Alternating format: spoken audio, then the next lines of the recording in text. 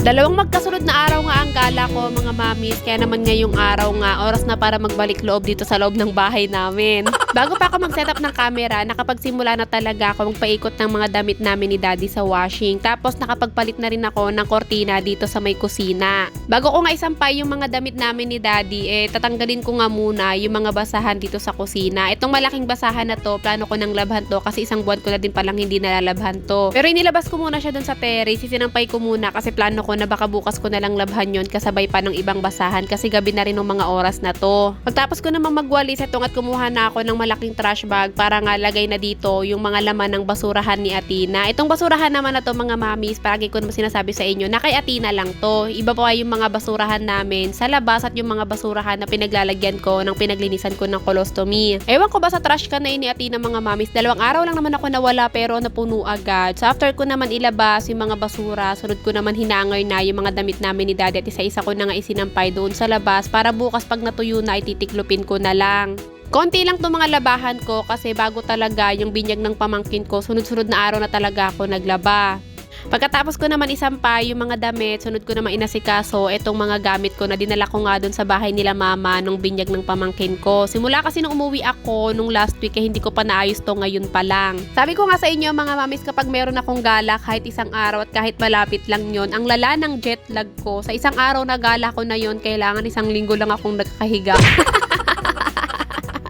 Malinis naman na yung ibang gamit dito kasi nga bago ako umuwi, pinaghuhugasan na yan ng mama ko para nga pag uwi ko dito ay wala na akong hugasan. Tapos dahil nga nandun na rin naman ako sa mama ko nung linggo, kinuha ko na rin or dinaanan ko na rin itong mga pinagmamind ko na shorts sa kaibigan ko pag tuwing nagla-live siya. Kasya naman sa akin yung 3, yung isa lang hindi kasya sa akin kung ano pa yung pinakagusto ko, pero kailangan ko pa magpapayat ng konti para magkasya sa akin yun kasi sayang naman kung hindi ko masusuot.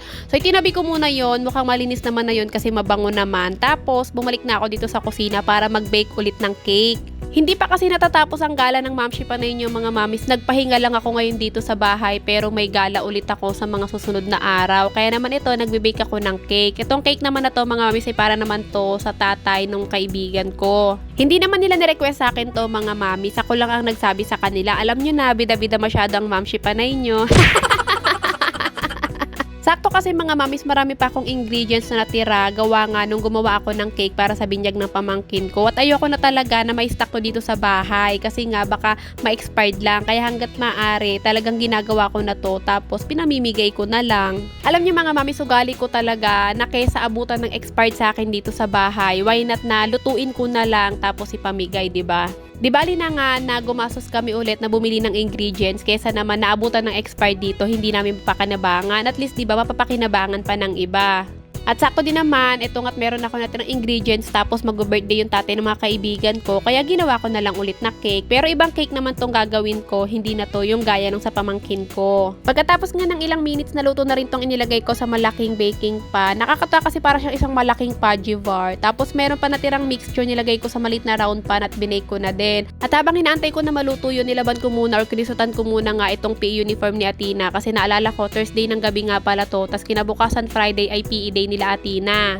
Sinabay ko na nga rin ako sutan itong balabal ko kasi palagi ko talagang ginagamit to every time na kapag ako ang nagsusundo kay Atina or di naman kaya may bibilihin ako sa labas tapos hindi pa ako nakapaglinis ng colostomy bag ko. Syempre para hindi masyadong halata na merong nakabukol sa tagiliran ng Mamshi Panay nyo.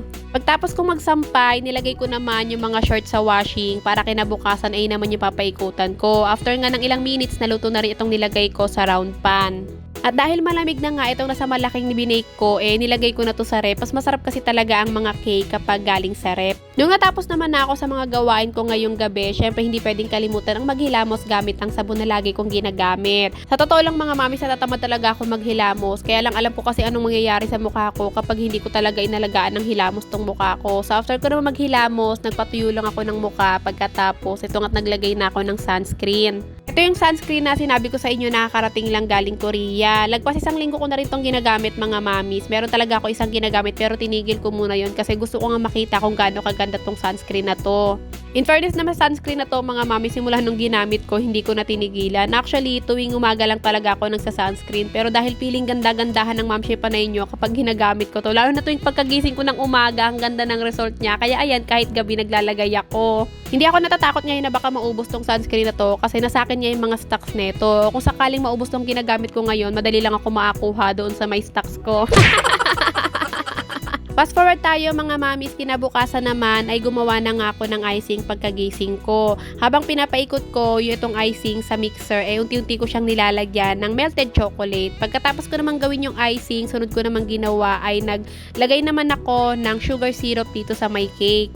Actually, hindi talaga ako madalas na naglalagay ng sugar syrup sa cake. Pero kapag hindi ko tinatamisan yung cake ko or di naman kaya kulang ako sa asukal sa cake, nilalagyan ko siya ng sugar syrup. So, kasing cake na binay ko kagabi, kulang siya sa sugar. Mga 1/4 cup na sugar. Kaya ayan, naglagay na lang ako ng sugar syrup para nga bumalance yung tamis niya, hindi ganun katabang. Itong icing naman kasi na to mga miss, hindi naman tumatamis, saktong-sakto lang.